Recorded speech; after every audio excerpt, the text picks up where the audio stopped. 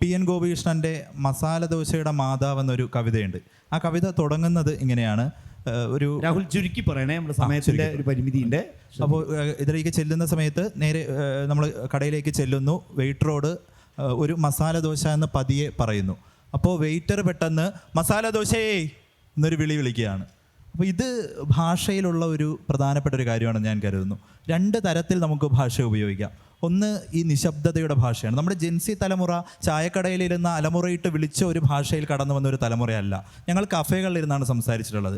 പക്ഷേ കഫേകളിലിരുന്ന് സംസാരിക്കുമ്പോഴും സംസാരിക്കുന്നതിനകത്ത് പുലർത്തുന്ന സൂക്ഷ്മമായൊരു രാഷ്ട്രീയമുണ്ട്. അത് ഞങ്ങളുടെ കവിതകളിൽ ഞങ്ങൾ പ്രതിഫലിക്കുന്നുണ്ട്. അപ്പോൾ കവിത എന്നുള്ളത് വളരെ ഡിവൈനായിട്ടുള്ള, ഇത്തരം വിഷയങ്ങൾ കടന്നു വരാൻ പാടില്ലാത്ത വ്യക്തിപരമായ അനുഭവങ്ങളുടെ ഒരു നിറമായി നിൽക്കുന്ന ഒന്ന് മാത്രമാണെന്ന് കരുതുന്ന ഒരു തലമുറയല്ല ഞങ്ങൾ.